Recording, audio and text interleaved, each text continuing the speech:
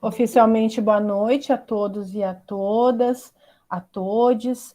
Essa é a nossa última aula de História do Pensamento Jurídico, então quero agradecer a presença de todo mundo, agradecer também a trajetória dessa disciplina, que foi muito gratificante para mim, apesar de estarmos nessa modalidade de ensino remoto, com a falta de contato pessoal.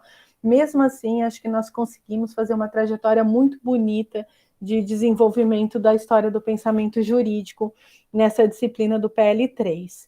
E como o Luiz Vinícius e o Arthur nos acompanharam como monitores, mesmo sem a formalidade do vínculo de monitoria, sempre engajados, sempre presentes em todas as nossas aulas, eu decidi que, se eles quisessem, eles podiam fazer a apresentação do conteúdo dessa última aula, que é o que eles vêm pesquisando, né, muito autonomamente, de forma autodidata, porque é um conteúdo muito profundo e denso, e algumas coisas sob a minha orientação, sob a minha ajuda. Nós estamos desenvolvendo um projeto de pesquisa com o não positivismo crítico, que nós vamos ver hoje. Então, eu pedi para que eles fizessem a introdução do conteúdo para nós, e depois nós podemos tirar algumas dúvidas, fazer uma conversa, até para prestigiá-los pela sua muito querida presença aqui em todas as nossas aulas, muito sempre solícitos, né? E também muito brilhantes, como vocês vão ver, se ainda não tiveram a oportunidade de ver. Então, eu quero passar a palavra ao Luiz Vinícius e ao Arthur. Primeiro, boa noite a todos, a todas, a todos. Obrigado pelas palavras, prof. Obrigado pela disciplina também. Foi maravilhosa. Está sendo uma disciplina muito querida mesmo, e trabalhar os não positivismos críticos não só excelente em virtude da questão da pesquisa, mas é necessário para que nós tenhamos esse paradigma epistemológico.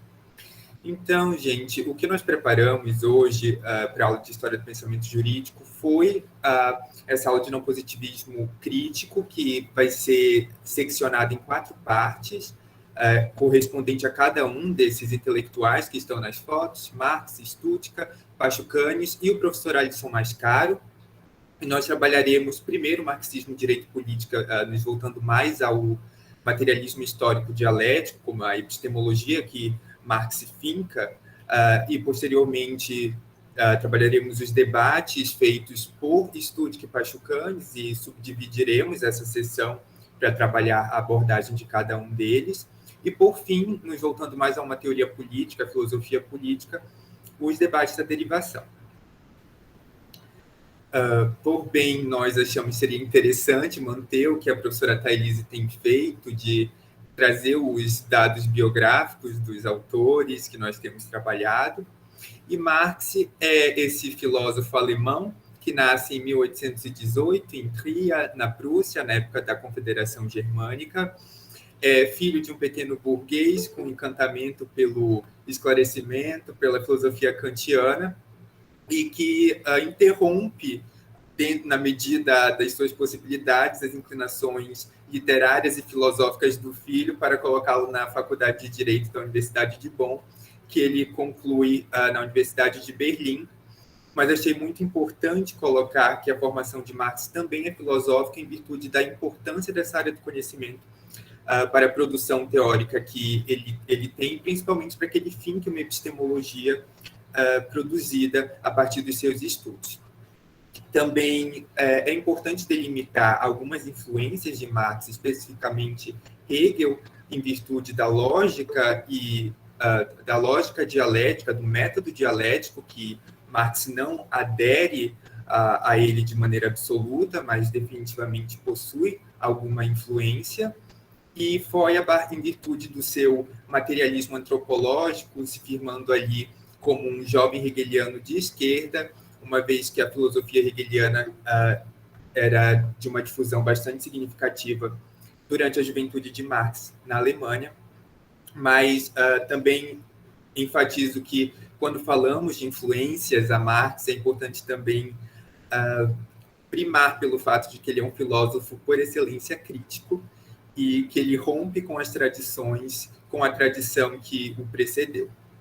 Também as obras principais que nós selecionamos aqui são, primeiro, o Manifesto do Partido Comunista, que foi escrito com Engels em 1848, um período bastante conturbado na Europa, politicamente falando, com várias revoluções populares, mas nós selecionamos mais pela força da fama da obra do que pela substância teórica, que a leitura realmente acadêmica de Marx é o Capital, que tem 3 volumes, sendo apenas o primeiro publicado durante a vida dele. Os demais foram editados por Engels, publicados póstumamente, já que Marx morre em 1883, no seu exílio em Londres.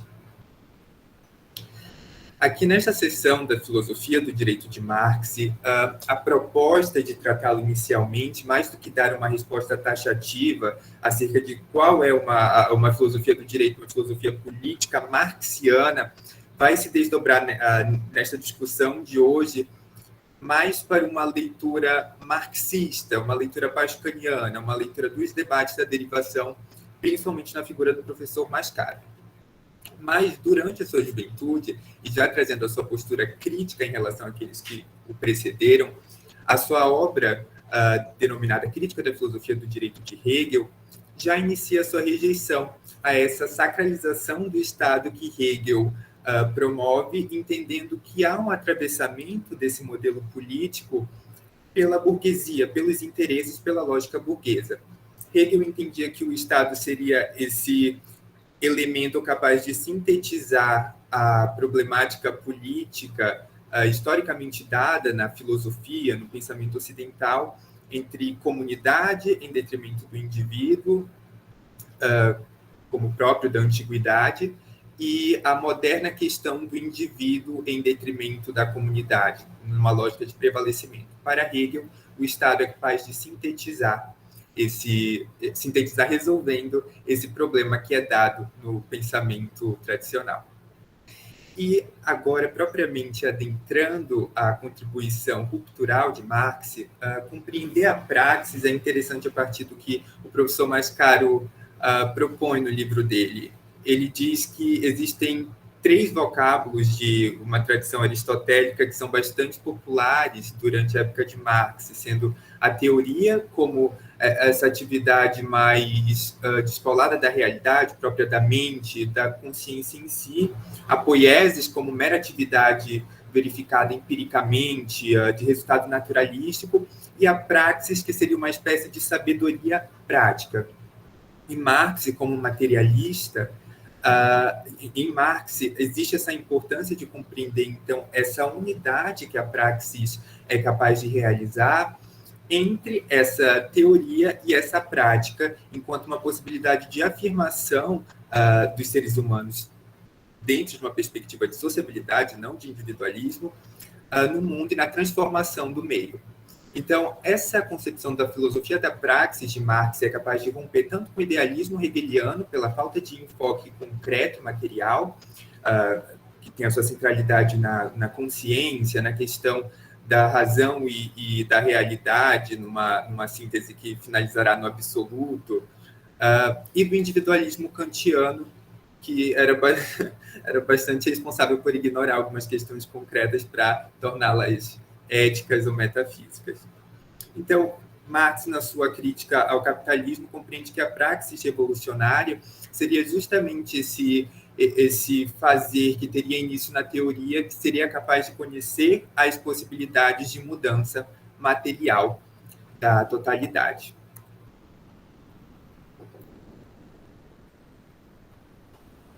Agora, nos dirigindo à epistemologia que Marx estabelece, um materialismo histórico dialético, nós dividimos aqui inicialmente em materialismo histórico e posteriormente no materialismo dialético. De modo que o primeiro estabelece uma mudança em relação ao materialismo vulgar, que pode ser visto em Feuerbach, mas existem outras obras, como, por exemplo, a própria discussão epistemológica que o Thomas Hobbes estabelece no Leviatã. E esse materialismo vulgar corresponde àquela verificação empírica contemplativa regulada por uma lei da causalidade, produção de causa e efeito na própria natureza.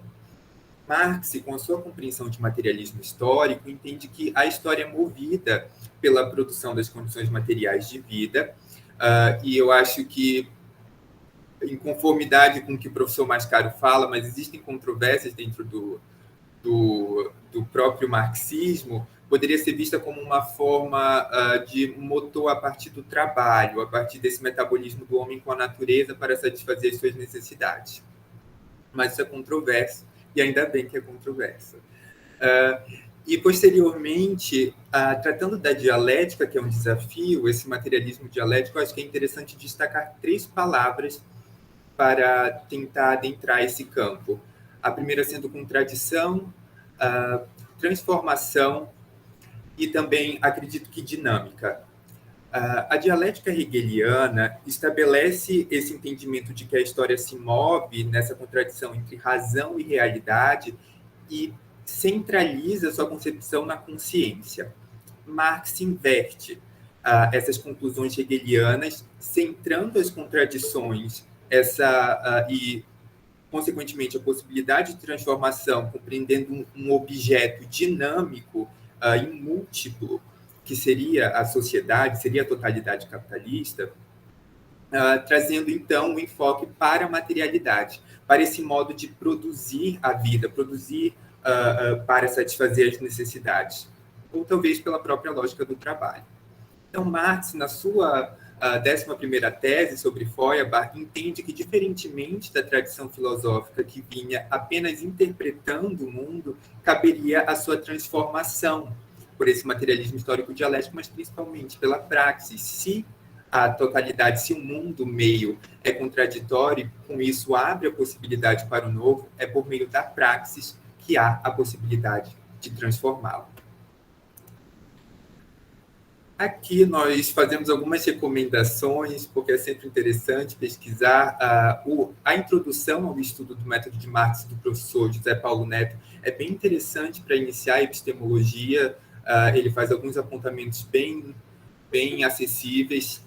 E, para variar a mídia, tem esse vídeo da Sabrina Fernandes sobre praxis, que é o P de praxis, que ela traz uma definição bastante didática do Paulo Freire, que está na Pedagogia do Oprimido, que é posta como a unidade dialética entre teoria e prática.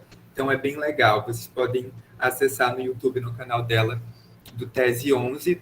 E agora eu vou passar a palavra para o Arthur, para ele dar início à filosofia do direito do Stuttgart. Próximo chat. Bom, dando continuidade às nossas discussões de hoje, nós acessaremos os dados biográficos, primeiro, do Pietro Stuttgart, como esse teórico marxista do direito, que nasceu em 1865, na cidade de Koknese, na Livônia, durante o Império Russo, e que faleceu no ano de 1932. Bom, Pietro Stuttgart teve sua formação jurídica pela Faculdade de São Petersburgo, e ele atuou como membro do Partido Operário Social-Democrata Russo e Leitão, e ele também foi dirigente do Partido Bolchevique, ele também foi membro dos sovietes de deputados e trabalhadores camponeses de Petrogrado durante a Revolução de Outubro de 1917. Ele também, sob o governo revolucionário de Lenin, foi designado como comissário do povo para a justiça. Ele também ele foi no campo do direito um combatente revolucionário desde os primórdios do Partido Comunista Russo. Ele também foi o primeiro presidente da Suprema Corte Soviética, assim como diretor do Instituto do Direito Soviético e também professor, inclusive professor de Pachucanes. Nós aqui elencamos, né, como a sua obra principal, Direito e Luta de Classes, que foi publicada em 1921. Próximo slide, por favor.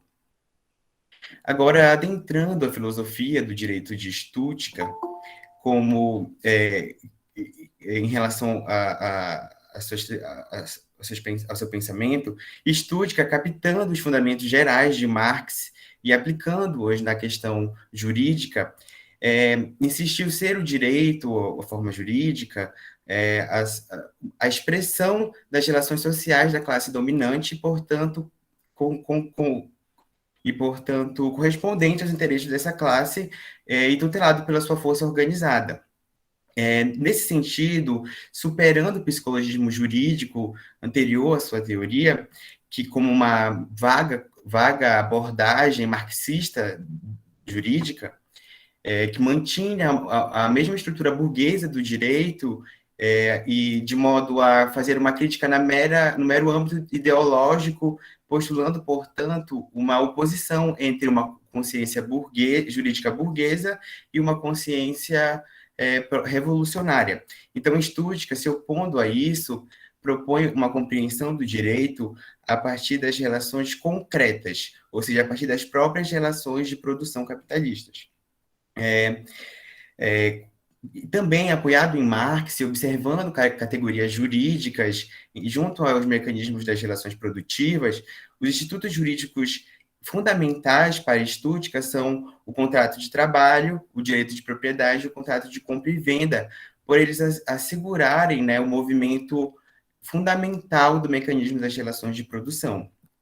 Quanto às formas jurídicas abordadas por ele, para além da forma jurídica concreta, que ele designa como essa identificação direta do direito com as relações de produção, as relações estruturais, ele identifica duas outras relações a nível superestrutural.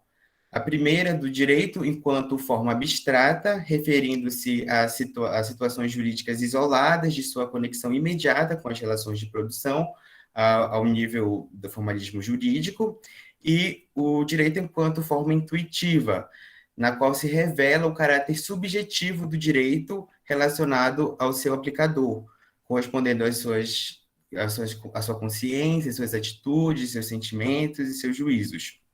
E, de modo análogo, nós podemos entender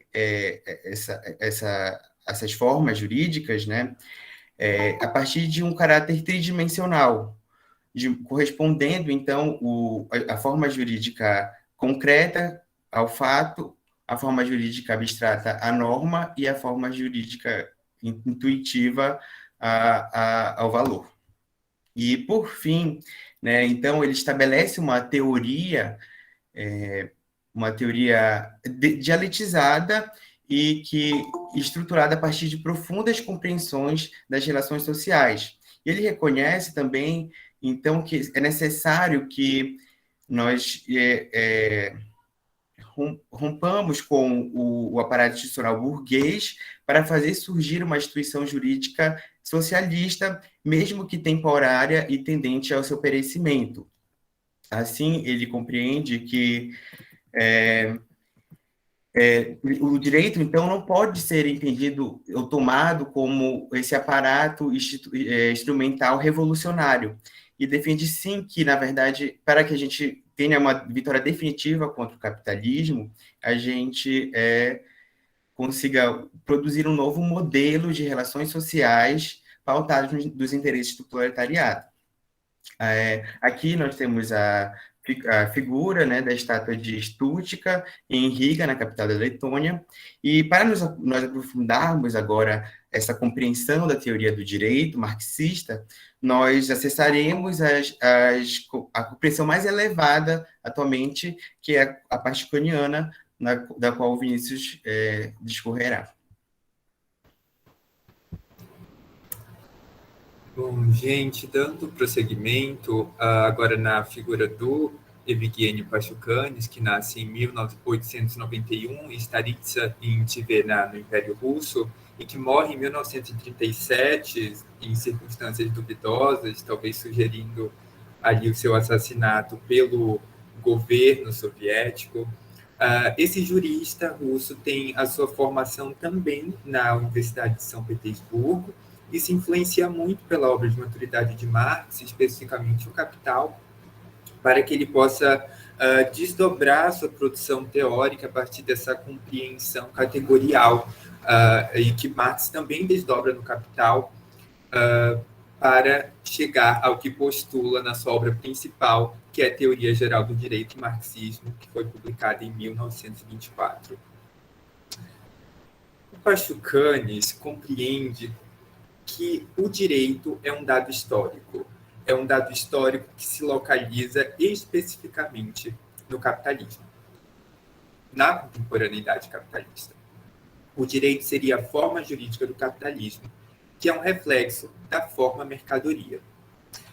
Pachucanes entende que a circulação mercantil que ocorre no capitalismo de maneira generalizada em virtude de haver essa base da teoria de Marx que se chama a forma mercadoria, a forma de mercadoria, para além das características corpóreas, qualitativas, existe uma forma abstrata que comporta diversos corpos com diversas utilidades e que os torna capazes de se equivalerem nesse circuito de trocas. O que Pachucanes entende é que da mesma maneira que as mercadorias passam a se equivaler no capitalismo, o mesmo movimento se dá em relação aos sujeitos que participam desse processo desse circuito de trocas mercantis, que sofrem essa abstração também de suas características concretas para se encontrarem no lugar de sujeitos de direitos formalmente iguais, que contratam a partir da autonomia da vontade e proprietários dessas mercadorias. Pachucanes entende que o direito não pode ser um dado metafísico ou que se coloque para além de uma historicidade que não seja a capitalista, de modo que, também compreendendo a partir da epistemologia que Marx estipula com o materialismo histórico dialético, o entende a partir de relações concretas, como a que é colocada pela forma mercadoria. Então, ele se diferencia de uma visão juspositivista por não isolar o direito no âmbito normativo, mas tomá-lo como um dado concreto que é específico das relações sociais produtivas do capitalismo, quando há essa generalização das trocas mercantis e a instituição dessa forma mercadoria. Então, reiterando, a subjetividade jurídica é essa condição abstrata que os sujeitos concretos recebem para si para que possam se equivaler enquanto proprietários que trocam mercadorias a titulares de créditos formalmente iguais e livres na sua vontade para contratar, vender a sua força de trabalho e adquirir outras mercadorias. E, diferentemente de Stuttgart, apesar de acessar as relações concretas basilares, as relações de produção, Pachucanes não compreende que existe essa prevalência da luta de classes. O direito não corresponde a um instrumento que esteja ao acesso de classes para corroborar em perfeita sincronia com os seus anseios, com os seus interesses, mas ele é um dado estrutural, ele é um dado que se relaciona mais às formas abstratas e que atua na reprodução social do capitalismo de maneira necessária, mas não porque está em conformidade absoluta com uma classe burguesa. Afinal, é interessante a questão do método justamente por compreender essa totalidade enquanto contraditória e essa materialidade que impede que haja essa harmonia absoluta entre os atores sociais, que são múltiplos e apresentam diferentes interesses, mesmo dentro da própria burguesia.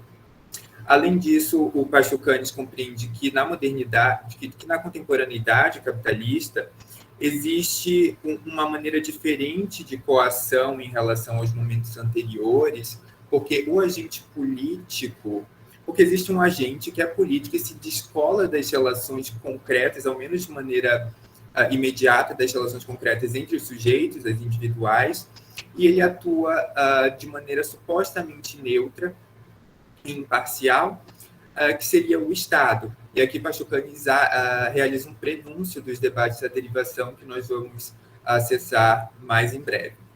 Então, acredito que, em suma, de uma maneira bem sintética mesmo, compreender o postulado de Pachucanes seria não colocar nem o direito nem o Estado como entes que transbordem as possibilidades do próprio capitalismo, de modo que não podem ser colocados contra a própria dinâmica do capital, porque a constituem e permitem a sua reconstituição contínua, de modo que não existiram nem antes do capitalismo, nem podem existir após a derrocada desse sistema.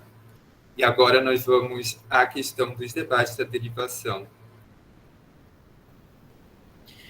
Por último, né, e extremamente importante, nós tratamos agora do professor Alisson Leandro Mascaro, que nasceu em 1976, em Catanduva, no estado de São Paulo, se formou em Direito pela Faculdade de Direito da Universidade de São Paulo, ele é doutor em Filosofia e Teoria Geral do Direito, e é também advogado e escritor marxista. Dentre as suas obras principais, nós elencamos aqui a Filosofia do Direito, a obra que nós estamos utilizando para a matéria, lançada em 2010, Estado e Forma Política, da qual nós extraímos, né, as compreensões de Mascaro acerca das formas sociais, da teoria da derivação do Estado, do direito, e o Crise e Golpe, lançado em 2018. Próximo slide, por favor. Agora, adentrando nas contribuições teóricas de Mascaro acerca dos debates da derivação do Estado e do direito, Mascaro entende que no capitalismo abre-se uma separação entre os poderes político e econômico, e o Estado deve ser entendido como uma manifestação especificamente moderna capitalista, por assegurar as trocas das mercadorias e a própria exploração da força de trabalho sob a forma assalariada. Então, como esse ente terceiro em relação à dinâmica entre o capital e o trabalho, o Estado é a garantia da mercadoria, da propriedade privada e dos vínculos jurídicos de exploração que julgem o capital e o trabalho. Portanto, é a existência desse ente apartado dos agentes econômicos individuais que dá a possibilidade de se influir nas constituições das subjetividades jurídicas e de lhes garantir e de lhes atribuir tanto garantias políticas quanto jurídicas que corroboram a produção corroboram com a reprodução das relações das trocas mercantis e produtiva. Dessa forma, então, é pela estrutura da reprodução do capital que se pode reconhecer o lugar desse aparato específico relativamente alheio às classes que odiernamente nós chamamos de Estado. E, para Mascaro, tal como o direito é a forma jurídica do capitalismo, o Estado é a sua forma política. Pois, em modos de produção anteriores ao capitalismo, não havia uma separação estrutural entre aqueles que comandavam politicamente e aqueles que dominavam economicamente, como os senhores feudais ou senhores de escravos que controlavam tanto setores econômicos quanto setores políticos. E então é só na Idade Contemporânea, com o marco das revoluções burguesas e com a generalização das trocas mercantis, que se funda um modo de produção marcado pela forma mercadoria.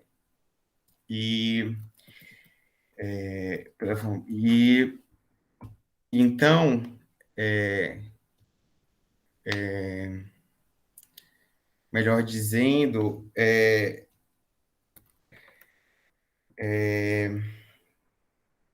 assim, então, com a forma mercadoria, né, e também que é possível, né, que nós consigamos, a partir de um poder econômico, extrair um poder político aparentemente neutro e autônomo, mas necessário para a reprodução das relações sociais, como esse agente coercitivo em vista das relações jurídicas estabelecidas pelos sujeitos de direito.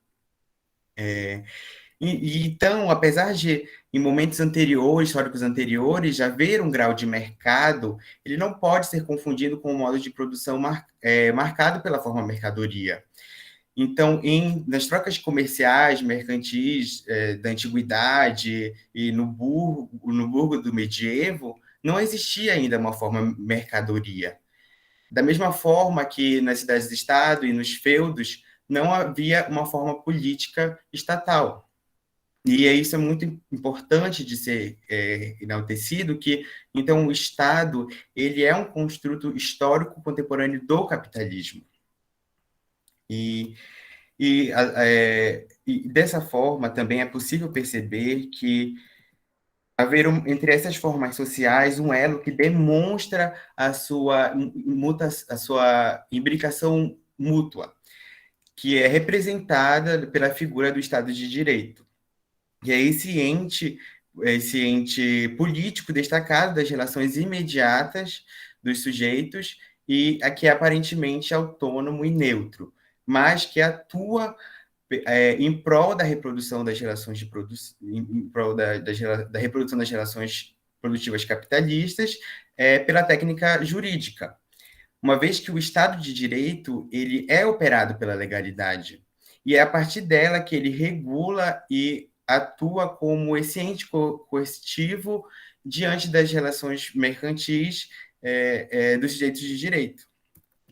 E, por último, é extremamente importante ressaltar que não há uma lógica funcional intrínseca a essas formas sociais derivadas, por haver inúmeras contradições desde das relações produtivas inerentes ao capitalismo, de modo a fundar uma totalidade que é contraditória em si e da qual os seus elementos constitutivos fazem parte.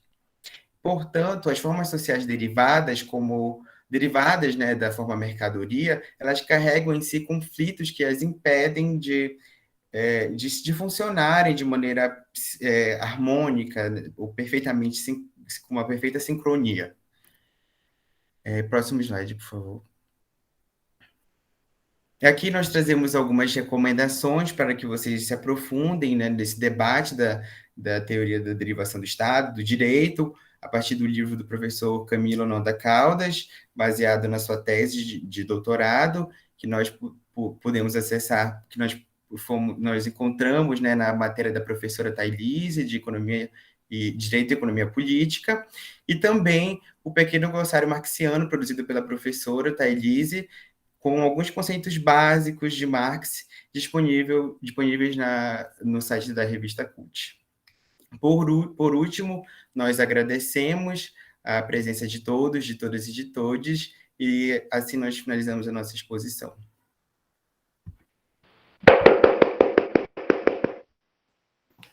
Muito obrigada pela exposição. Socorro esses slides. Imagina o pessoal da Escola Sem Partido. Essas foices e martelo para todos os lados. Maravilhoso.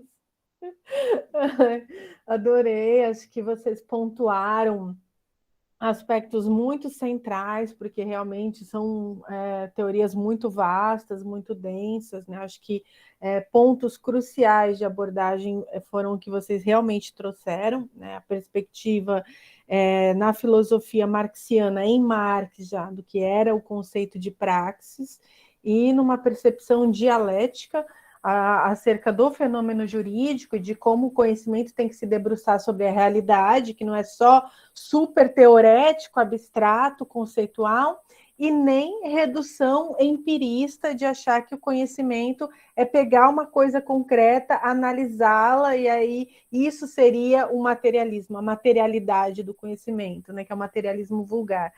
O materialismo do Marx, ele está fundado nas relações materiais que possibilitam a existência de toda a nossa vida, porque nós estamos falando em termos de compreensão de sociabilidade humana. Então, nós queremos entender todas as relações humanas, e as relações sociais, políticas, econômicas, pessoais, afetivas, psíquicas, simbólicas e jurídicas.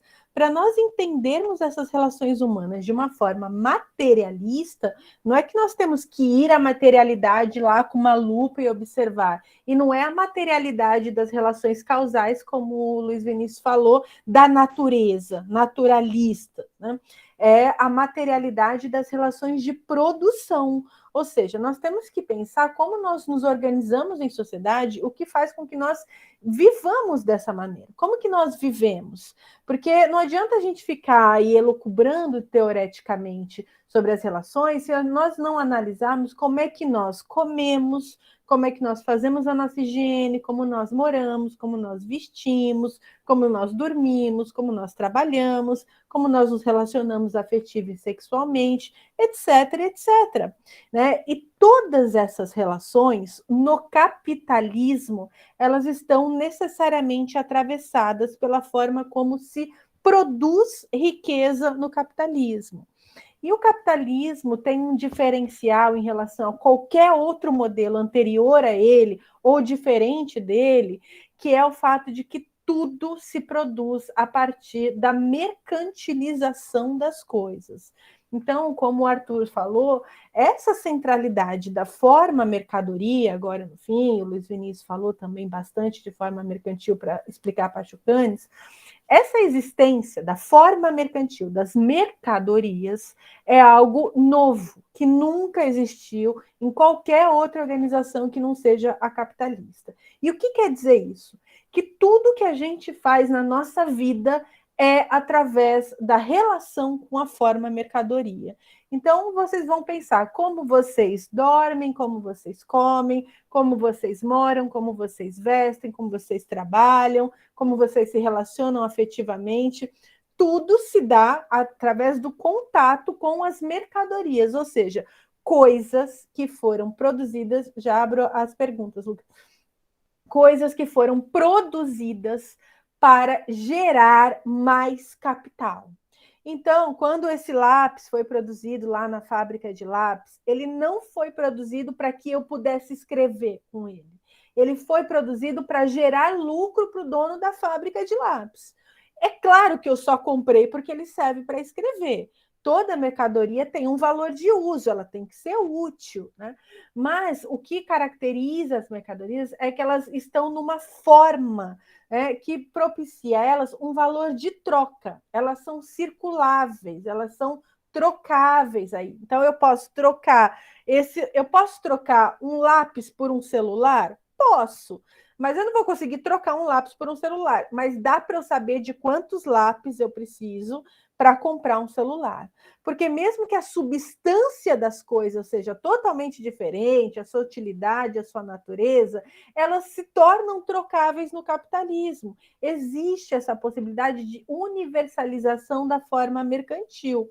E graças à forma dinheiro, que transforma tudo num número, né? Eu sei quantos reais custa um lápis, quantos reais custa um celular, e assim eu consigo fazer a equivalência de tudo com tudo.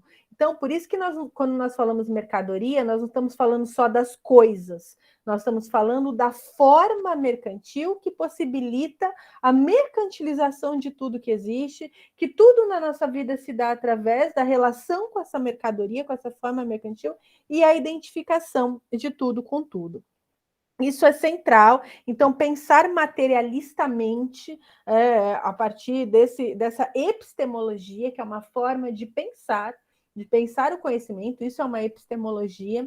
A epistemologia marxiana, de Marx e Engels, e marxista, trabalha com esse método, que é o materialismo histórico e dialético.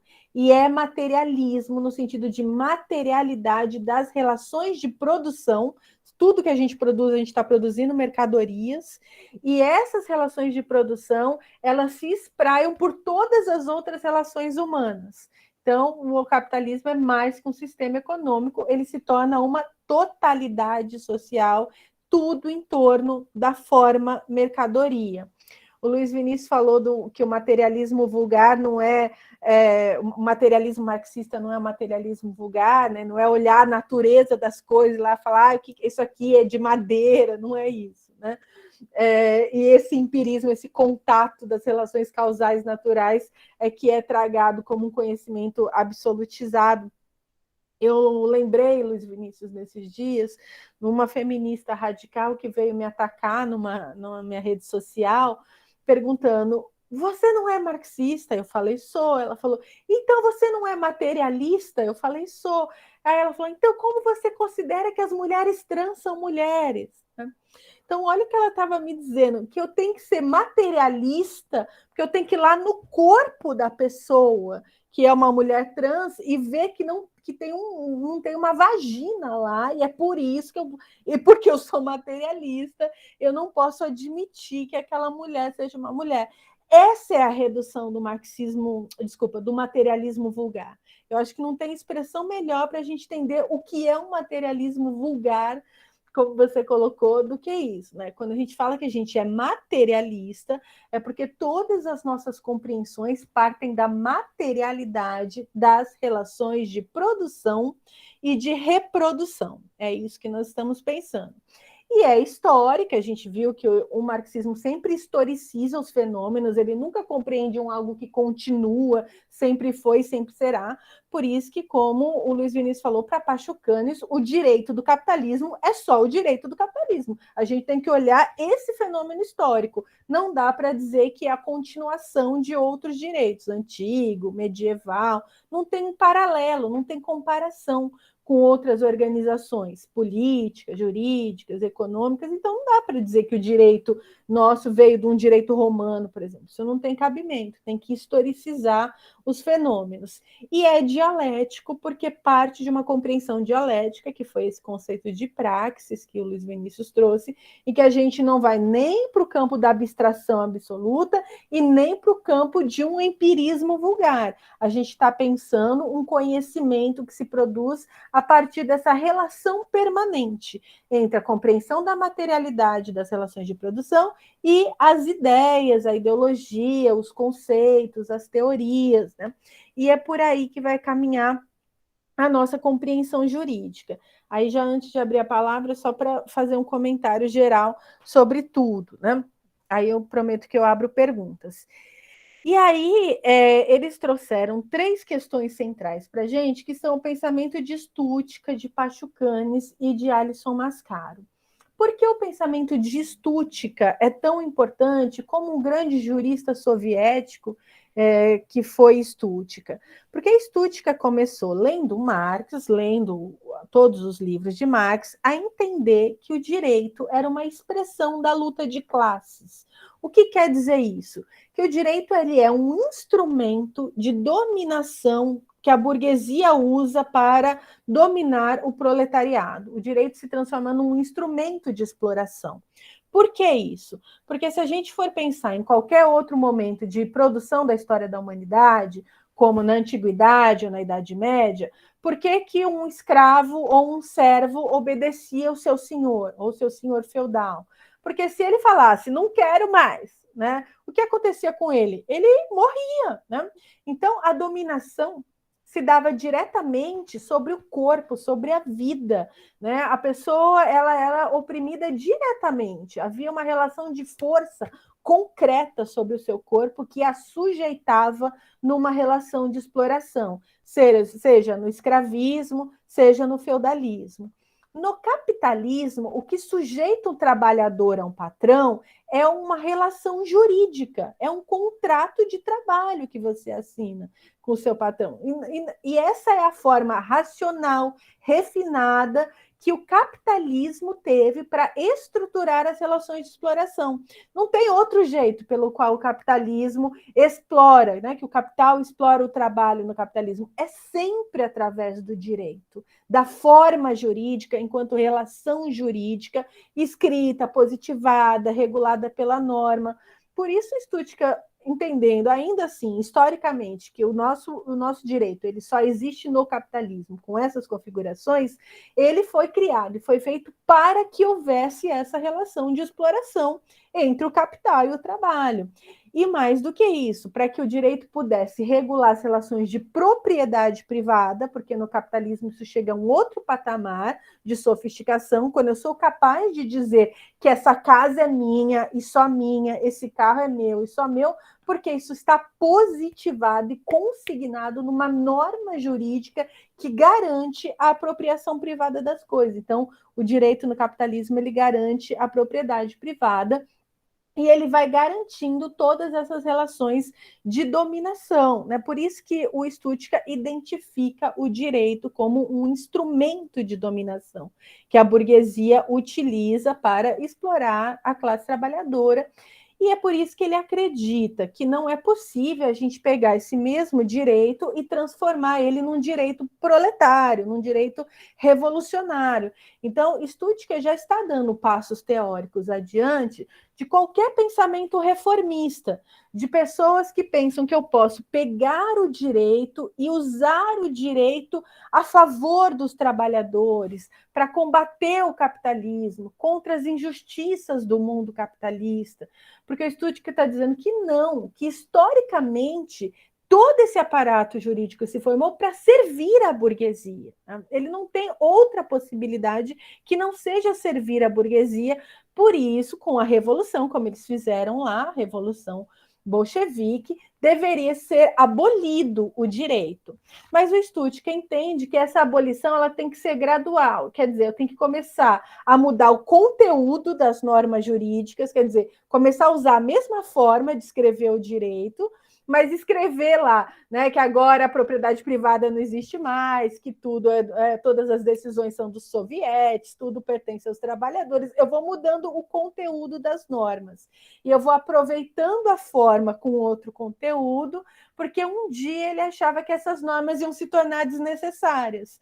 Então, é como se fosse um movimento de transição. Eu legislo um direito bolchevique no sentido de que um dia não vai mais precisar existir essa norma jurídica, porque as relações já serão assim. Eu não vou precisar dizer que não existe propriedade privada. No futuro, ninguém mais vai querer se apropriar privadamente de nada, então não vai precisar ter uma lei proibindo a propriedade privada. Seria algo nesse sentido, né? Os bolcheviques eles também fizeram um código civil em que eles diziam que homens e mulheres tinham exatamente os mesmos direitos, eram camaradas iguais, tal. Eles foram os primeiros a reconhecer juridicamente direitos civis equiparados. E eles diziam que o Código Civil bolchevique, né, sobre a abolição dessas relações estruturais da família burguesa, ele era provisório, porque um dia as pessoas não iam mais se relacionar daquela forma, e aí aquela lei não ia mais fazer sentido, ela ia poder ser dispensada. Mas aí vem o Pachucanes, aluno de Stuttgart, e diz que a compreensão de Stuttgart ainda não foi boa o suficiente. Porque se o Stuttgart está dizendo que o direito ele é um instrumento, né, da burguesia para oprimir o proletariado, e quando eu faço a revolução, eu posso me apropriar desse instrumento e escrever outra coisa, né, escrever outro conteúdo na norma para combater o capitalismo e superar o capitalismo, o Stuttgart ainda está acreditando que o direito é o conteúdo e que o direito está atrelado a uma relação de luta de classes, né? E o Pachucanes vai dar um passo teórico, mas muito mais sofisticado, quando ele vai dizer que o direito é a forma jurídica do capitalismo. E para entender isso, tem que entender as abstrações que o capitalismo faz. Como eu disse, a mercadoria, ela não se confunde nem com o celular, nem com o lápis. Ela é a forma mercadoria. Ela é uma abstração categorial repleta de contradições, que significa que alguém trabalhou para produzir isso aqui, foi explorado. Então, a mercadoria ela é a condensação de uma exploração de trabalho humano, e aí eu consigo colocar essas coisas na forma mercadoria. Então, eu tenho que pensar a mercadoria em termos de forma mercantil, essa abstração. Se eu pensar na mercadoria nesses termos, eu consigo imaginar que a forma mercadoria ela é o elemento mais nuclear de todas as relações econômicas, de produção capitalista.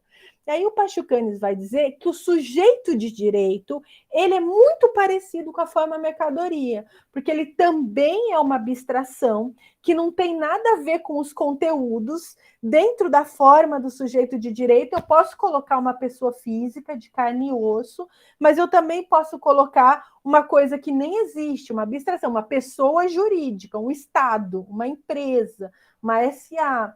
Eu posso colocar, sei lá, uma cadeira, um gato, né? Eu posso, dentro da forma, eu posso colocar coisas diversas. Eu posso dizer que é um sujeito difuso, coletivo, né? Eu posso colocar vários conteúdos, eu estou falando de forma. Essa forma, ela deriva, segundo Pachucanes, ela espelha a forma mercantil. E o direito, ele é necessário para o capitalismo, porque ele precisa abstrair também os sujeitos. Eu preciso dizer que todos são sujeitos formais equiparados, e é por aí que eu garanto as relações de exploração. Então, não é só porque tem um burguês malvado que pega um contrato de trabalho e faz o proletário trabalhar para ele, através do direito. É porque quando o direito ele cria essa abstração do próprio conceito de sujeito de direito e fala que a empresa é sujeito de direito e o trabalhador também é sujeito de direito, eu estou equiparando duas coisas, a empresa e o empregado, que são completamente diferentes entre si na materialidade. E não é verdade que eles estão celebrando um contrato por liberdade, porque querem, porque combinaram as cláusulas. Porque se o trabalhador não vender a sua força de trabalho nesse contrato, ele vai morrer de fome. E o empregador ele vai poder impor a condição que ele quiser, porque senão o trabalhador morre de fome, e aí, se esse não quiser, também tem outro que vai estar ali na fila para ser explorado por um salário até menor. Então, é graças a essas abstrações que o direito cria norma jurídica, sujeito de direito, obrigações jurídicas, relação jurídica, direito subjetivo, essa separação entre direito público e direito privado, direito objetivo e direito subjetivo. O direito trabalha com todas essas abstrações e ele não conta para a gente qual é o conteúdo material que está por trás dela, justamente porque ele opera na mesma lógica de abstrações que a economia faz, forma mercantil, forma trabalho abstrato no capitalismo. A diferença é que essas formas, lucro, mercadoria, dinheiro, trabalho abstrato, elas estão aí na estrutura produtiva, né? Então, elas são formas estruturais. Já o direito, ele é uma forma superestrutural na linguagem de Marx, ou na linguagem de Pachucanes, ele é uma forma derivada.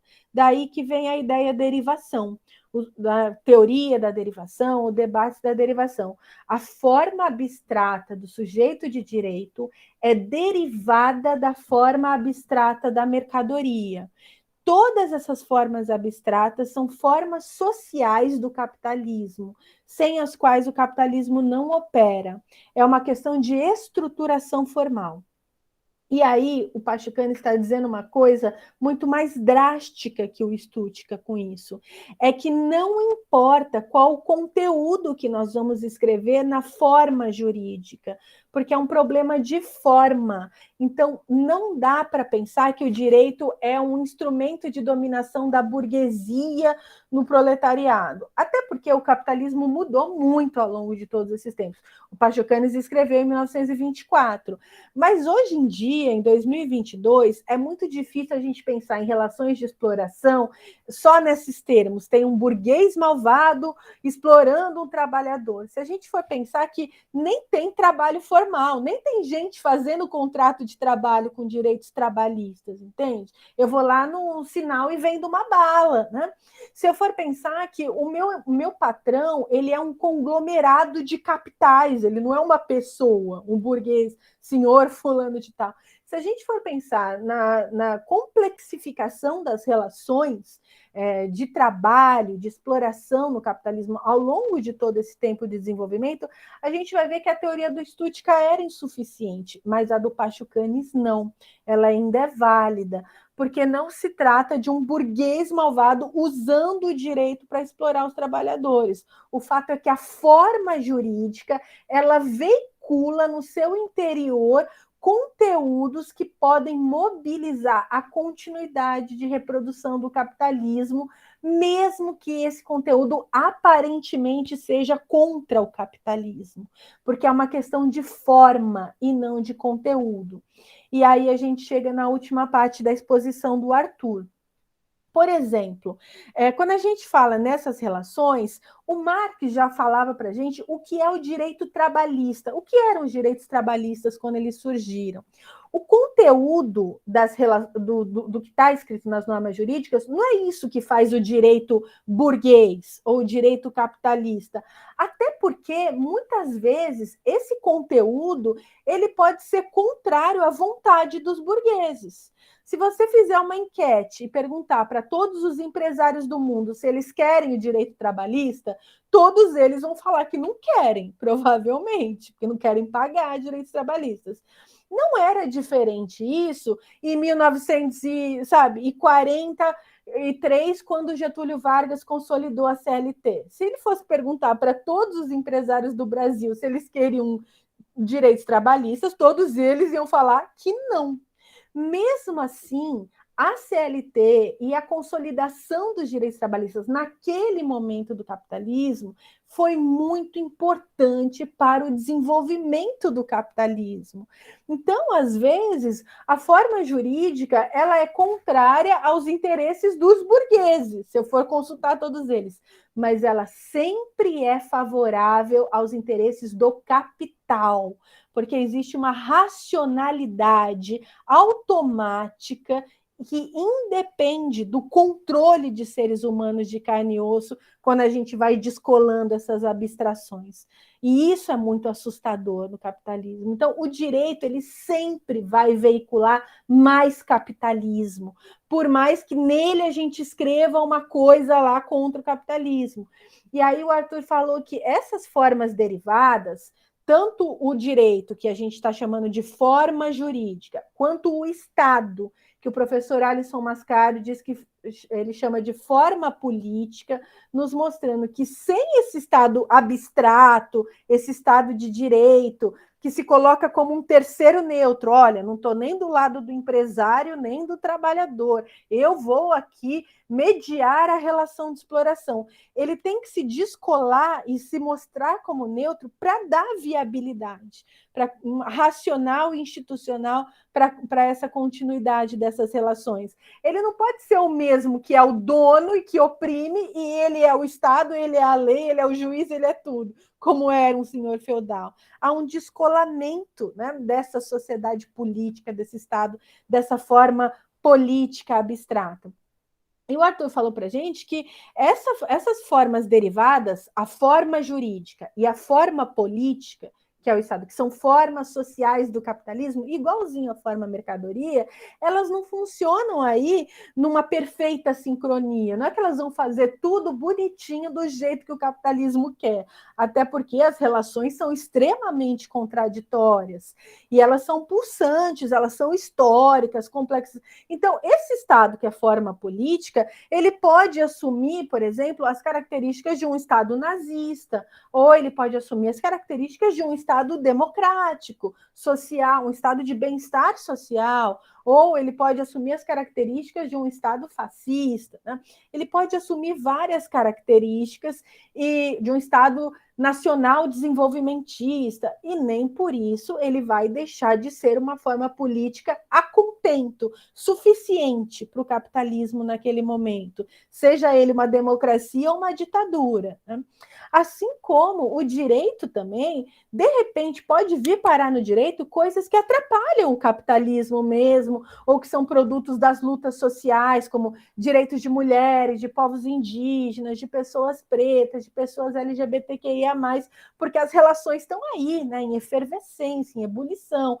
Então, não é que esses conteúdos sempre serão exatamente o que é melhor para o capitalismo. O melhor para o capitalismo é destruir todos nós, é aniquilar todo mundo até o limite para aí poder produzir mais e mais e mais riqueza, mais e mais valor. Só que, claro, não é assim, né? Tem mediações dialéticas, tem aí um monte de relações acontecendo ao mesmo tempo, e é por isso que pode sim vir parar na forma jurídica coisas boas, conquistas, coisas que não são tão horrendas. Mas isso não quer dizer que o direito pode ser um veículo de combate ao capitalismo. Não tem como, é estrutural essa característica histórica, e é isso que as teorias não positivistas críticas vão colocar, principalmente com Pachucanes, Mascaro, esses autores desses debates da derivação, que é muito diferente em termos de crítica radical do direito e do Estado em relação a qualquer outro modelo de compreensão do que seja o direito no nosso tempo. E veja, não é incongruente com o que o Kelsen fala. Né? O Kelsen não falava que a norma é forma, a norma é um quadro, é uma moldura na qual eu posso pintar qualquer quadro? O próprio Kelsen falava que a norma é forma e não conteúdo. Então, nós estamos tratando de formas, e enquanto forma, o direito faz parte dessa estrutura de uma totalidade que articula formas sociais históricas específicas num momento histórico que é pautado por todas as relações serem relações mercantis. É essa compreensão assim chave que a gente tem que ter dessas teorias. Agora pode perguntar, Lucas, ou quem mais quiser perguntar, Luiz Vinícius e Arthur, se quiserem falar alguma coisa. Olá, professor. Então, boa noite. Ainda sobre os meios de produção, meio de produção e sistema capitalista, né? Faz um tempo, na verdade, eu estava pensando aqui sobre a greve dos caminhoneiros, lá em 2017, se eu não me engano, na época do Temer ainda, que, tipo, eles passaram um tempão em greve e, tipo, se eles passassem mais alguns dias, o Brasil entrava em colapso. Tipo, faltaria abastecimento para a cidade, né? Aí eu pensei, daí, como esses trabalhadores, eles são completamente, tipo assim, a base, entendeu? Da cidade em si, da cidade, por exemplo, Belém não produz nada, ela tem que pegar coisa de lá, não sei da onde, e tem que vir para cá, então, a gente necessita deles. Aí eu tava pensando, aí eu dei mais um salto de raciocínio pensando que, então quer dizer que não pode ter educação superior para todo mundo, porque se, tipo, por exemplo, se tivesse educação superior para todo mundo, na nossa sociedade atualmente, as pessoas não se interessariam por esse tipo de trabalho, entendeu? É nesse sentido que eu tava pensando sobre como a sociedade em si, ela é formada, e o meio de produção é formado para que as estruturas sociais permaneçam do jeito que elas são e continuem permanecendo, entendeu? Então, comparando com acho que é o Stuttgart, o primeiro, né? O Stuttgart, que é esse primeiro entendimento que o burguês malvadão que oprime o proletariado. Não explicaria tão bem assim por exemplo, o caminhoneiro, porque ele é entre aspas, ele é autônomo, né? Que ele só tem os contratinhos lá e tudo mais e escoa o mercado. Mas já o próximo, eu esqueci, é Pan alguma coisa. Enfim, ele explica que é a própria forma do capitalismo, que é a forma do direito em si, que mesmo com, por exemplo, os direitos de trabalho, etc., e isso, Pachucanes, ele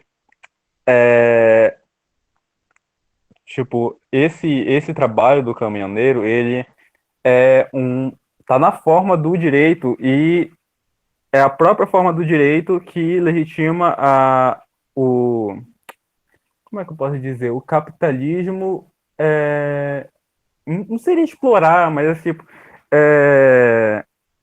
Não tá me perdendo a palavra, mas por outra palavra, usar exploração. Exploração desse tipo de trabalhador. Então, eu entendi até esse ponto, assim, a explicação do Pachucândio, mas, assim, uma alternativa. Se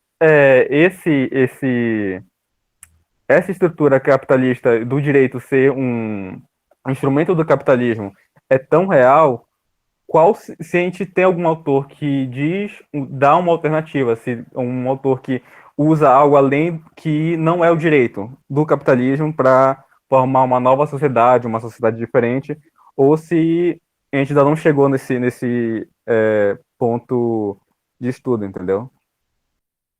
Entendi, Lucas. Essa observação dos caminhoneiros é exatamente isso. Assim, se os trabalhadores pararem, né, se qualquer trabalhador, se qualquer setor parar 100%, todas as possibilidades de continuidade da produção, reprodução e geração de riquezas param, né, porque o capital ele ainda é muito dependente das pessoas de carne e osso, do trabalho vivo, né, dos trabalhadores. Então, o Marx tem um conceito lá que são as forças produtivas. As forças produtivas são os meios de produção mais a força de trabalho, considerando esse conjunto social de trabalho, que ele chamou assim de geleia de trabalho, que é um tempo de trabalho social médio aí para a gente trazer junto, né, para calcular o custo de produção. Isso nós estamos pensando em termos de forças produtivas.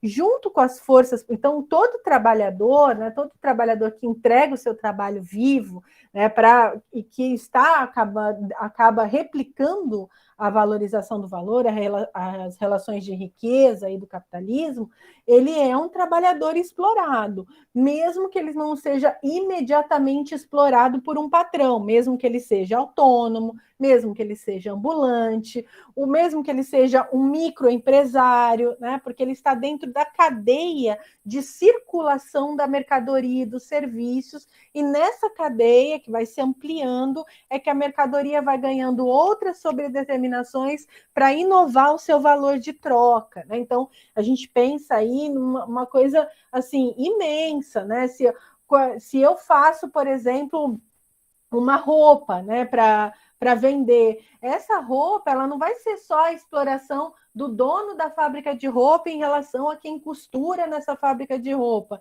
Tem todo mundo que produziu antes para aquele pano chegasse ali, aquela linha, aquelas máquinas de costura também foram produzidas por trabalhadores e trabalhadoras.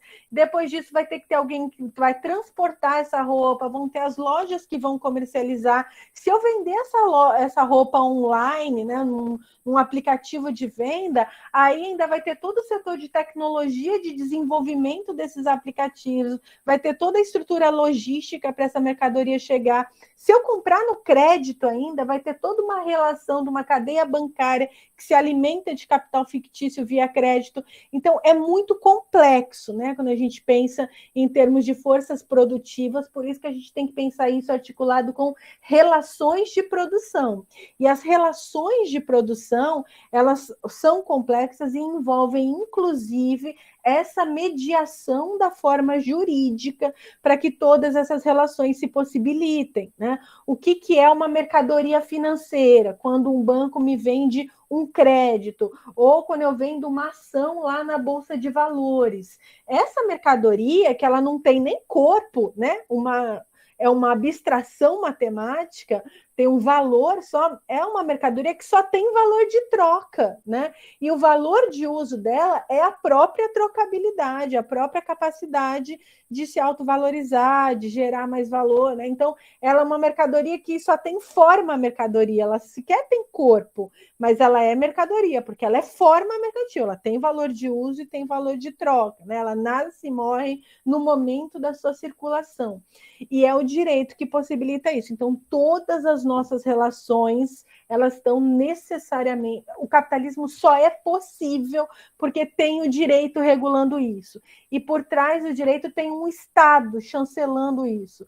Qual é a dificuldade de uma criptomoeda? Né? A dificuldade de uma criptomoeda é que não tem um Estado como esse terceiro institucional abstrato chancelando a existência dessa mercadoria abstrata, como um Bitcoin ou NFT, né? Por isso, embora um Bitcoin se valorize absurdamente no mercado de capitais abstrato, porque é fictício, veja, é uma ficção, porque as pessoas estão depositando expectativa de valorização. Isso é especulação financeira. Se eu quiser resgatar esse valor concretamente, eu não vou conseguir, porque ninguém está garantindo, está dando lastro a isso, como um Estado nacional dá para uma moeda, para um dólar, para um euro, para um real, e etc.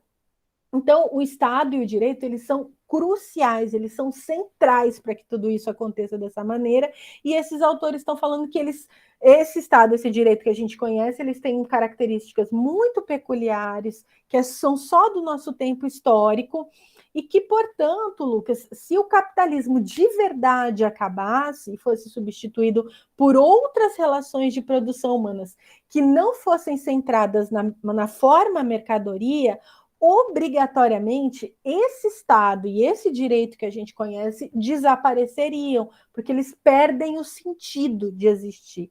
Aí poderia vir uma outra coisa, uma outra forma das pessoas se organizarem socialmente, criarem normas de comportamento, né, coletivo e comunitário e tal, mas seria outra coisa, né? Não dá para apostar nessas formas numa superação definitiva do capitalismo. Essa é a ideia que está lá no Pachucanes, por isso é uma ideia bem radical, né? Por isso que a gente fala radical, porque ele vai pegar as coisas pela raiz, ver lá qual é a coisa mais profunda no capitalismo. É a forma mercadoria. E qual é a forma mais profunda no direito? É a forma abstrata do sujeito de direito.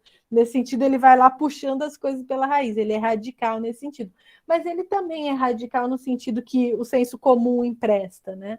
Porque ele está pensando que a gente não pode aproveitar nada de bom desse Estado e desse direito, né? Se a gente quiser superar, tem que superar tudo junto.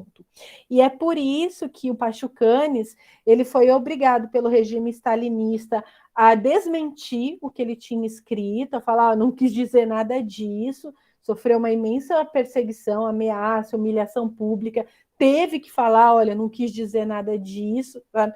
Igual o Fernando Henrique Cardoso, quando era presidente, esqueçam tudo que eu escrevi, né? Escreveu isso, e depois, mesmo assim, ele foi preso e morreu na prisão, na detenção, né?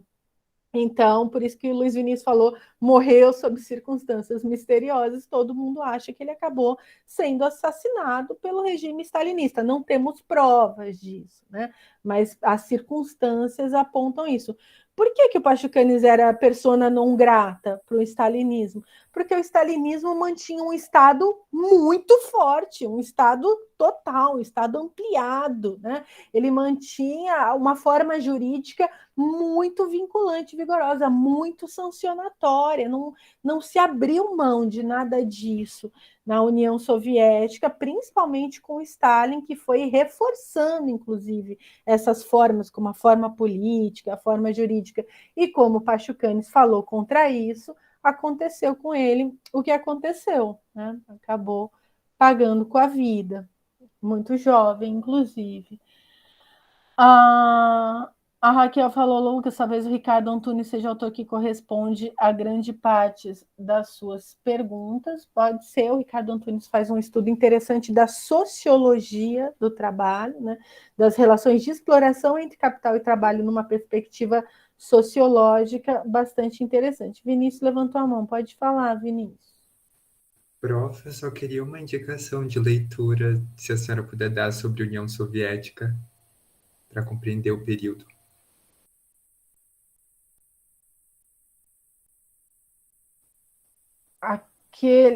Aquele. Eu vou colocar, deixa eu perguntar.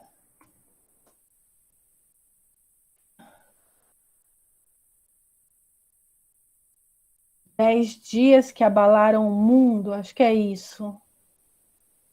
Deixa eu ver aqui, é do John Reed. Você já viu esse livrinho? Deixa eu ver se eu acho aqui na internet. Eu não quero fazer propaganda de nenhuma livraria virtual aqui para vocês. Eu vou pegar aqui da estante virtual a indicação, porque eu não estou conseguindo pegar uma sinopse do livro na internet. Esse é muito bom, hein? 10 dias que abalaram o mundo, do John Reed. É uma leitura bem interessante. Acho que para começar a entender toda a complexidade daquela gente doida que eram os bolcheviques, eu acho que é esse, Luiz Vinícius. Não sei, Obrigado. Você já leu? Você já conhecia? Eu acho que o nome, sim. Talvez esteja perdido pela minha lista. Mas, obrigada. É bem interessante. Lucas, respondi a sua pergunta, mais alguém? Respondeu no sentido de que realmente uma outra sociedade que não capitalista não poderia se realizar no nosso Estado, no nosso direito, né? Só um pouquinho mesmo, mas você poderia falar se tem autores que dão um lastro, uma resposta para essa nova forma que poderia vir. Tudo bem que isso é meio que falar sobre o futuro que não aconteceu, mas assim, como seria essa sociedade? Tipo, tem alguma alternativa? Porque se eu penso nossa cidade aqui da mesmo sentido dos caminhoneiros. Como é que, tipo, hoje, amanhã não existe mais Estado, não existe mais direito? Como é que a gente tá, onde a gente está pisando, entendeu? Onde é que a gente vive?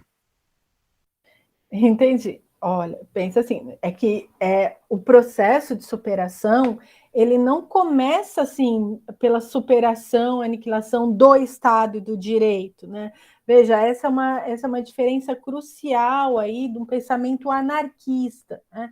Eu começo a pulverizar as relações de opressão pelas instituições. Então, eu pulverizo o Estado, eu pulverizo o direito, eu acabo com isso porque o que está me oprimindo é o Estado, são as normas jurídicas, eu quero ser livre, né?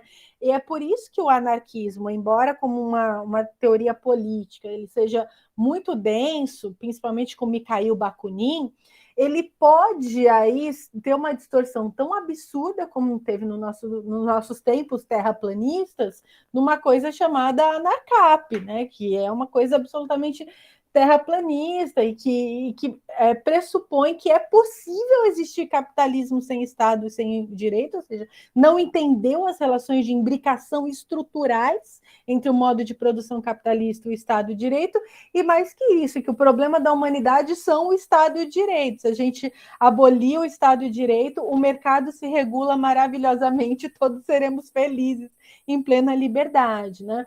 Mas um anarquismo sério, anarquismo histórico, com Bakunin, por exemplo, entende que a superação dessa totalidade de opressões, ela começa pela negação da superestrutura, para depois a gente tentar reinventar outras formas de produzir, de se organizar economicamente, né?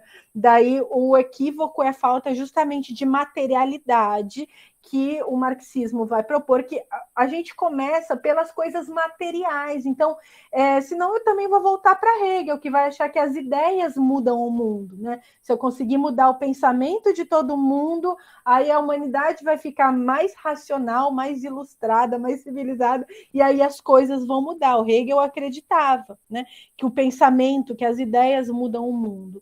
No materialismo histórico dialético, eu começo pela materialidade. Então, para alterar todas as relações, eu começo por onde? Alterando as relações materiais. Eu tenho que alterar as relações de produção. Então, eu nego a forma mercadoria. Eu paro de produzir as coisas para serem vendidas, trocadas e gerarem lucro. Eu começo a produzir as coisas pelo valor de uso que elas têm, para que elas sejam usadas, entende?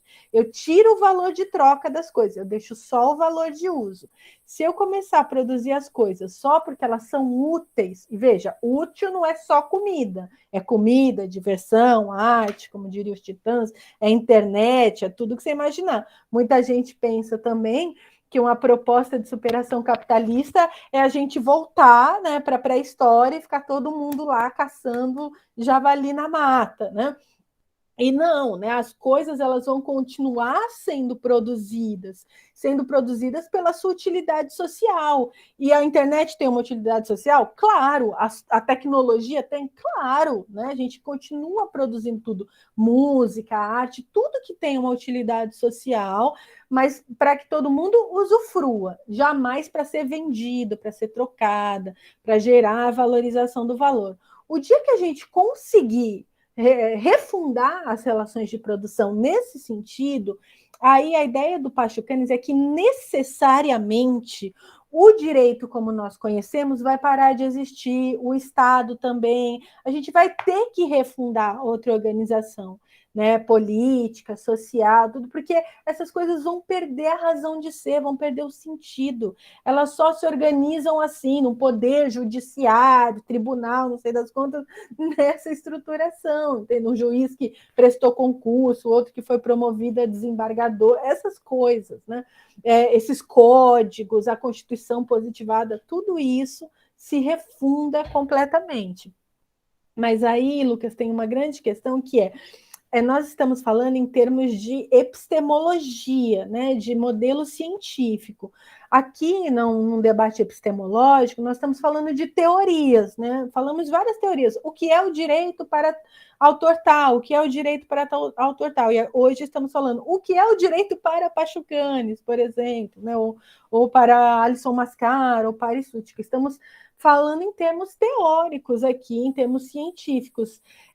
Quando a gente está fazendo um estudo científico, a gente não faz uma proposta, né? Então, assim, olha, o direito é isso, então o que nós vamos fazer com isso, entendeu? Não é propositivo, é diagnóstico aqui em termos de ciências sociais aplicadas e humanas que nós temos, mas a partir desse diagnóstico nós podemos fazer uma proposição.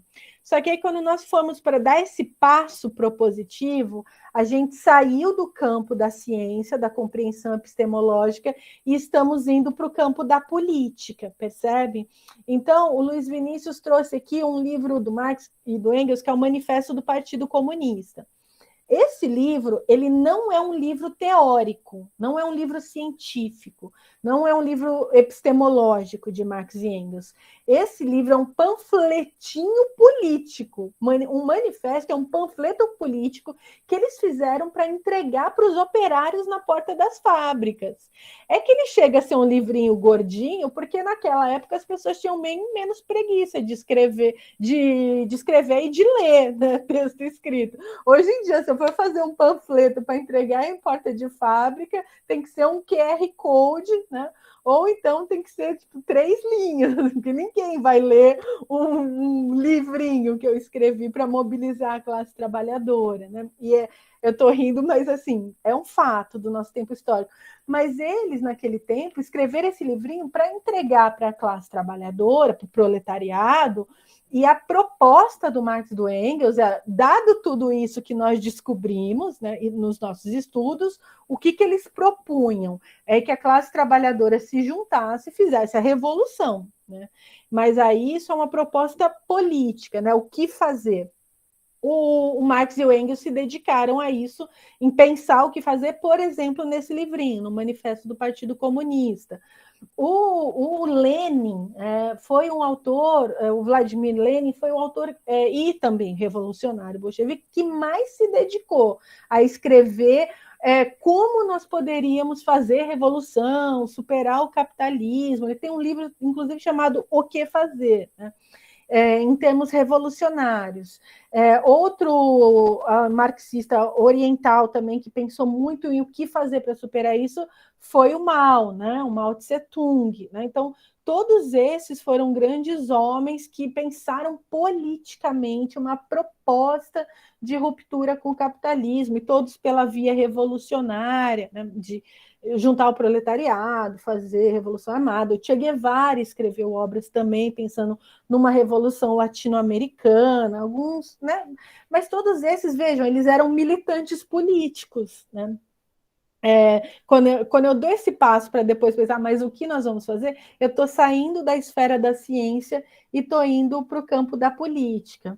Eu, Thailise, pessoalmente, não acredito nessa via de saída, de revolução armada, etc, etc. Mas aí a gente podia ter uma conversa política, né? Em um outro momento e tudo mais. Eu acho que essa tua angústia é super legítima, todo mundo tem, mas eu acho muito importante a gente ficar no campo da reflexão científica aqui, até porque, justamente para a gente não ser acusado, né, dessas babaquices absurdas de doutrinação, não sei o quê, porque o que nós estamos fazendo aqui nós vimos o que o Miguel Reale pensa o que é o direito e vimos o que Pachucanes diz o que é o direito. São todos autores que nós estamos trabalhando a partir de uma teoria para explicar para a gente o que é o direito. Então, acho que é importante a gente ficar na perspectiva científica, e se você tiver essa angústia, quiser pensar em possibilidade de saída, eu mencionei alguns autores, militantes, que tentaram escrever sobre isso, e aí você já vai para o campo da política. Josué, pode falar. Josué levantou a mão. Professora, só para ver se eu entendi melhor. A questão do positivismo, a gente pode, como a senhora falou, né, tem a raiz, que seria a forma que Kelsen pensa, né, forma do direito. No caso, não é a norma, não é o conteúdo, é a forma. Tá. Aí, na crítica não positivista, esse sujeito de direito que está sendo abstraído em Kelsen, né, que, no caso, o sujeito é o que a norma diz que é, né? Não tem, assim, abstração mesmo. Aí, quando a gente vai para essa crítica, ela já identifica que esse sujeito de direito continua sendo o que a norma diz, quando ela fala que essa questão da forma do contrato, porque esse contrato só é válido por causa que está positivado, né? Então, assim, eu não identifiquei onde o sujeito de direito está nessa crítica. É quando ele fala sobre essa questão da mercadoria, né? De tudo vira uma mercadoria. O sujeito de direito também vira essa mercadoria? Como é que é esse sujeito? Não, quase isso. Vamos lá. Sim, para o Kelsen, o sujeito de direito é aquele que a norma diz que é sujeito de direito. Ele é um ponto de confluência, de atravessamento de várias normas. Então, se eu começar a criar várias formas jurídicas aí, né, vários conteúdos normativos, dizendo que, por exemplo, os cachorros são sujeito de direito, e como eu faço isso? Por exemplo, eu crio uma proteção do direito à integridade física e à vida dos cachorros. E aí depois no direito penal, aí depois eu crio lá no direito civil uma possibilidade de deixar a herança para o seu pet, para o seu cachorro, convertendo ele num possível sujeito de direito do direito sucessório. Né? E aí eu vou, né, fazendo diversos atravessamentos. Aí eu vou dizer que quando o cachorro for herdeiro, ele vai ter que ter um curador para fazer a curatela do seu patrimônio, mas ele pode assumir obrigações jurídicas. Por exemplo, ele pode comprar uma casa a partir do momento que ele herdou uma fortuna. Se eu for começar a constituir esses conteúdos normativos, né, ou seja, escrever esses conteúdos nas normas jurídicas, eu estou possibilitando que esse ente concreto do mundo, né, os cachorros, eles possam preencher essa abstração formal jurídica do que é um sujeito de direito. Então, sim, o sujeito de direito para o juspositivismo kelseniano, ele é uma forma abstrata, assim como todas as formas das normas jurídicas, e ele é constituído no seu conteúdo através do atravessamento de outros conteúdos normativos. É por isso que na teoria de Kelsen, qualquer coisa pode ser um sujeito de direito, não tem problema nenhum, desde que a norma possibilite essa confluência. Então, essa é a lógica de abstração. No nosso ordenamento jurídico, os cachorros não podem ser sujeitos de direito com esse nível de subjetivação e proteção, mas em outros ordenamentos jurídicos isso existe, podem. Né? Então, vai variar de ordenamento jurídico para ordenamento jurídico. Em Pachucanes, o sujeito de direito ele é uma abstração categorial, enquanto uma forma social derivada da abstração forma mercadoria. E ele é uma abstração que é feita no campo do direito. Então, por isso que Pachucanes ele vai dizer que o direito ele é uma ideologia, no sentido do que eu estava conversando com o Lucas antes da aula, de que o direito é sim uma forma de doutrinar o pensamento das pessoas para que elas reproduzam a lógica do capitalismo, acreditando que elas só estão aplicando a norma jurídica. Né? Então, o direito ele é uma ideologia, mas ele é mais do que uma ideologia. Né?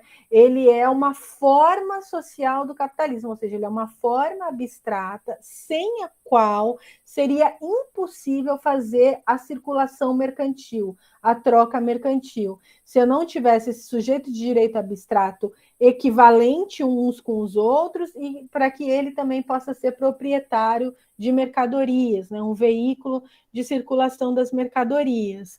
Então, o Pachucanes e o Kelsen estão falando que o sujeito de direito é uma abstração, percebe? Estão falando que o sujeito de direito é uma forma abstrata, né, que pode ser preenchida por múltiplos conteúdos.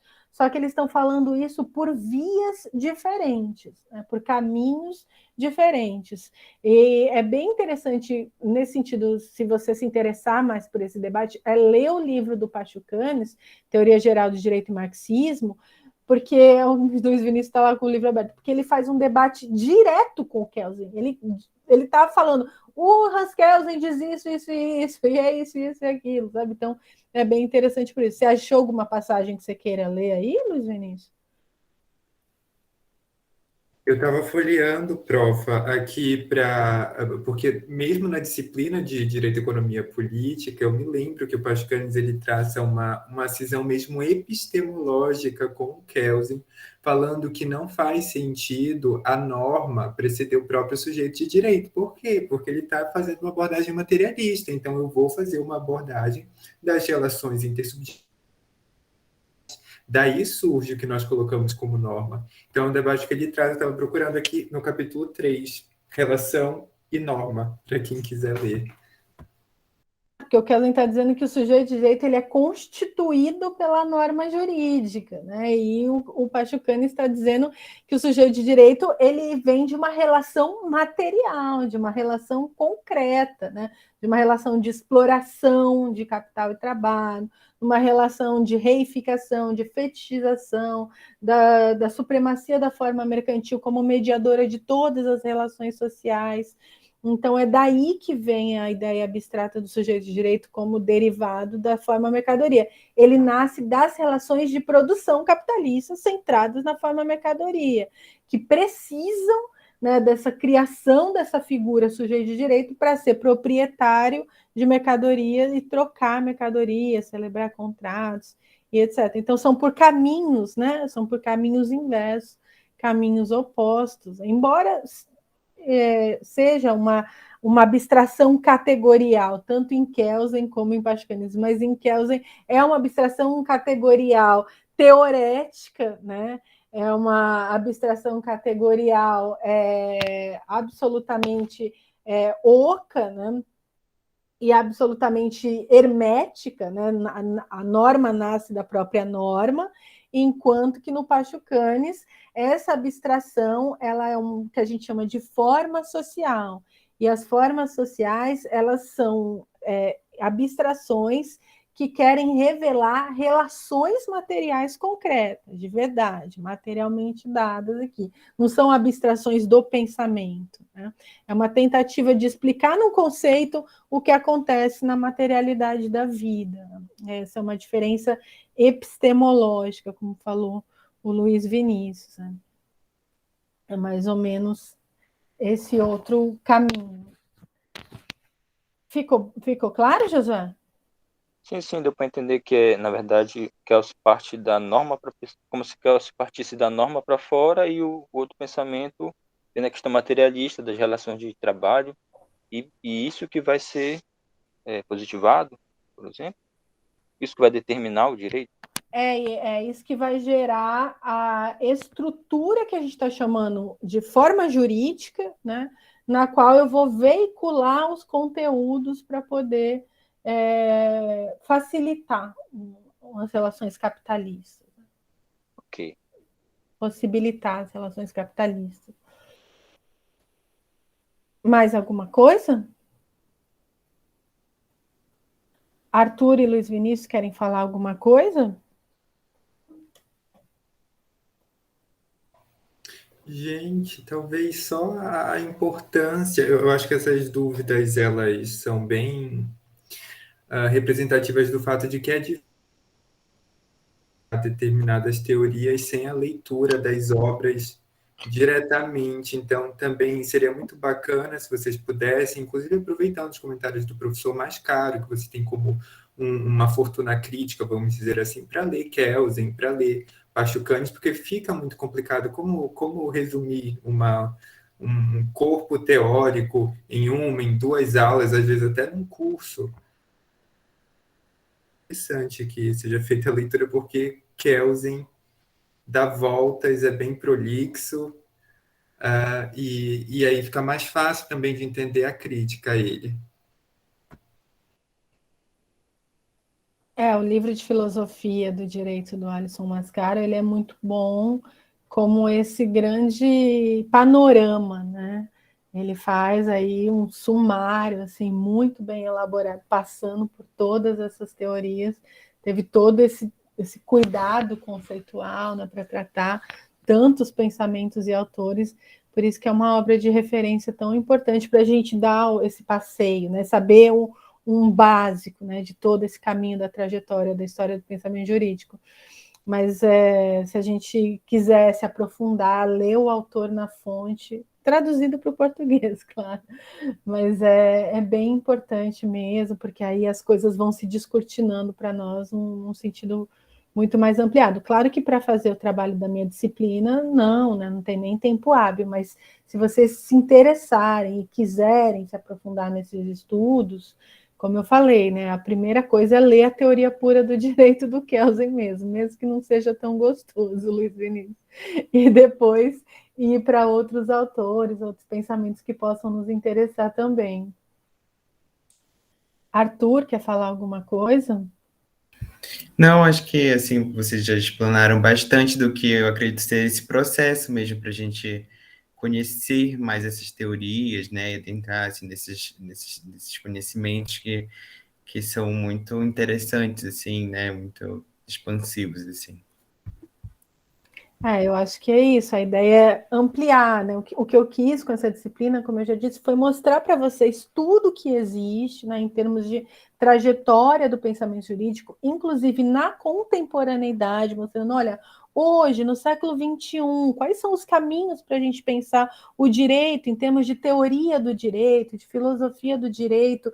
Eu mostrei para vocês todos os aspectos possíveis de crítica, de não crítica, de conservação, e todas as possibilidades para vocês trilharem enquanto caminhos de reflexão, porque eu justamente quero dar todas as portas para vocês, para que vocês escolham nas quais vocês vão entrar e se aprofundar e conhecer mais e devassar. Eu acho que uma grande formação universitária é essa, né? Quando a gente tem um panorama geral de toda a epistemologia do nosso campo de conhecimento e a gente escolhe se aprofundar naquilo que mais nos interessa, que mais tem aderência com a nossa visão de mundo. Então, eu acho que se essa disciplina conseguiu cumprir essa tarefa de que, olha, eu gostei muito de tal autor, de tal teoria, de tal caminho, eu vou me aprofundar nisso, porque eu quero saber mais que isso, aí eu acho que realmente a minha missão aqui foi completamente cumprida. Eu quero agradecer muito ao Arthur e ao Luiz Vinícius pela participação em todas as nossas aulas no decorrer do curso, por essa participação final tão brilhante, que também incrementou tanto os nossos debates e as nossas reflexões, também para inspirar vocês, porque eles são veteranos e para vocês verem que eles quiseram seguir por esse caminho da crítica e estão se aprofundando cada vez mais, para vocês verem como eles já estão adiantados em leituras, né, que então é completamente acessível esse conhecimento para quem quiser se debruçar, para quem quiser se esforçar, né, pode demandar um pouco mais de tempo ou menos, mas com insistência, persistência, né, e disposição, a gente alcança essas reflexões em qualquer teoria que vocês gostaram mais aqui na nossa disciplina. É isso que eu gostaria que eles servissem de inspiração para vocês também. Então, quero agradecer muito ao Arthur e ao Luiz Vinícius e agradecer a toda a turma, né? A cada uma e a cada um que acompanhou as nossas aulas, seja sincronamente, seja vendo depois no YouTube, agradecer quem também ficou me mandando e-mail, fazendo várias perguntas, tirando dúvidas, e a gente conseguiu superar um pouquinho dessa dificuldade que o remoto traz, e eu consegui responder um pouco às demandas de vocês, e espero que a gente possa se encontrar pessoalmente logo, e conhecer cada um e cada uma pessoalmente. quero agradecer muito mesmo. Para mim, foi muito especial ministrar essa disciplina, mesmo que nessa modalidade remota. Então, muito obrigada, de coração, a todo mundo. Obrigado, professora. Eu estou saindo dessa disciplina feliz e triste. Feliz porque a minha mente foi um pouquinho mais aberta, assim, para várias possibilidades de conhecimento e de teorias, né, que a gente conseguiu, e triste pelo mesmo motivo, porque eu estou muito desacreditado com a humanidade depois de tanto conhecimento que foi dado aí nesse semestre. Mas chegando agora no fim da disciplina, com o trabalho já bem encaminhado, eu estou bem agradecido, na verdade, pela oportunidade de ter uma professora que conseguiu, sabe, ir além do que estava na ementa da própria universidade, que, como você mesmo disse, que a nossa teoria vai lá na ementa da universidade, vai só até Kelsen, né? E então a gente conseguiu ter mais esse plus, esse a mais nessa disciplina. Então, muito obrigado pela aula, realmente, essa forma de ensinar. E eu estou agradecido também pelo Luiz e pelo Luiz já. Arthur e Vinícius, que eu via só na tela do YouTube, né? Mas que deram essa última aula, última apresentação bem interessante para nós também. Então, é isso. Muito obrigada, Lucas, muito mesmo. Eu fico muito animada. É isso que mobiliza a gente e tem a esperança, não fica assim. Eu sei que olhar para essas coisas dá, assim, às vezes um desespero, mas tem esperança, porque é isso que nós estamos fazendo aqui, que é o caminho da transformação. Então, isso é muito importante, manter sempre a esperança viva. Acho que a Lana quer falar? Não. Mais alguém? Quer falar alguma coisa? Então, nós vamos encerrar, gente, tá bom? Muito obrigada, tá? Muito obrigada mesmo. Um grande abraço. Boa noite a todo mundo. Obrigada, queridos. Obrigado, professora. Boa noite. Obrigado, professora. Boa noite. Tchau, tchau. Boa Boa noite. noite. Tchau, tchau.